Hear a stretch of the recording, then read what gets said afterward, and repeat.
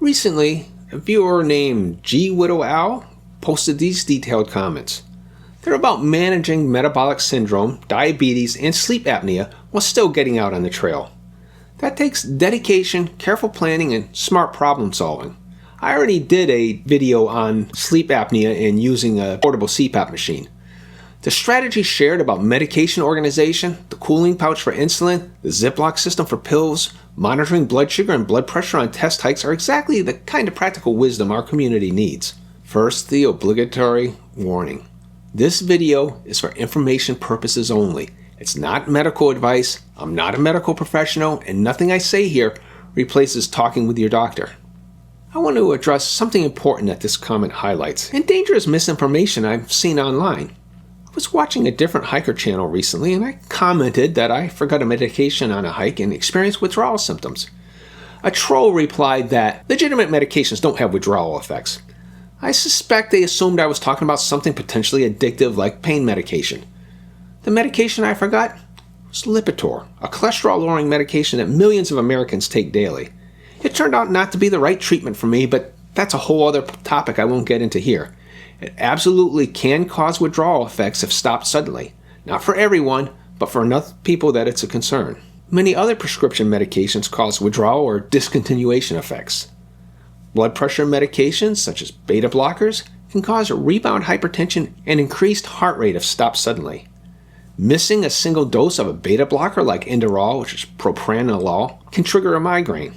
Stopping SSRIs, that's selective serotonin reuptake inhibitors like Prozac or Zoloft, can cause dizziness and flu-like symptoms. With corticosteroids like prednisone, stopping suddenly can cause an adrenal crisis, which can be life-threatening. Insulin withdrawal can lead to diabetic ketoacidosis, also life-threatening. Medications for acid reflux can cause rebound symptoms. I suspect there are many more instances. This isn't about addiction, this is about how medications work in your body. When you take a medication regularly, your body adjusts to it. The medical term used is often discontinuation syndrome rather than withdrawal, but that's really just playing with words. The body has adapted to the medication being present, and removing it suddenly can cause real and often dangerous physical effects. That's basic pharmacology. Anyone claiming that legitimate medications don't have withdrawal effects is, just to put it politely, misinformed. Critical for older hikers is this: multi-day hiking isn't just exercise, it's a temporary but radical change to your lifestyle. You're going from your normal routine to sustained all-day movement. Your hydration and electrolyte balance changes. Your caloric intake and timing shifts. You're dealing with different sleep patterns, maybe altitude, and definitely physical stress on your body.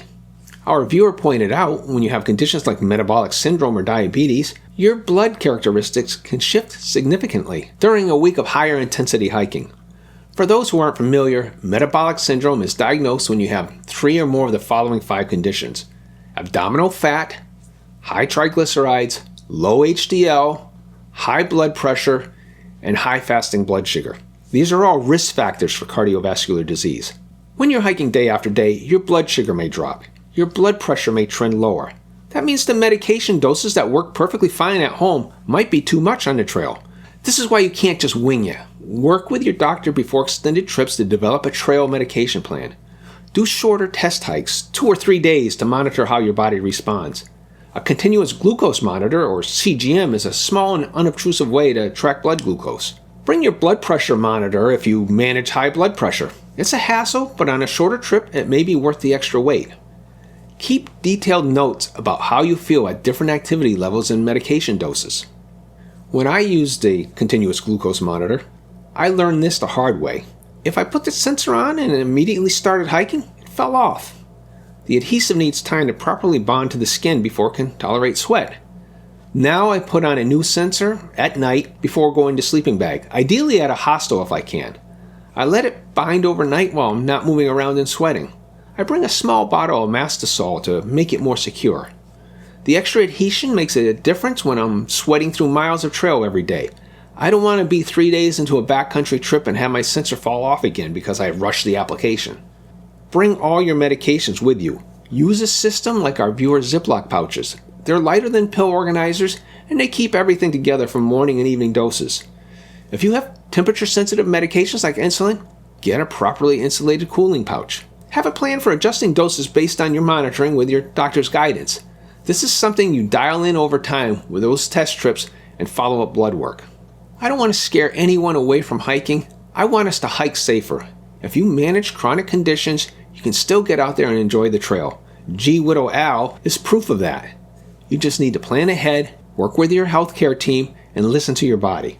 Bring your medications, plan with your doctor, and get out there and enjoy those golden years on the trail.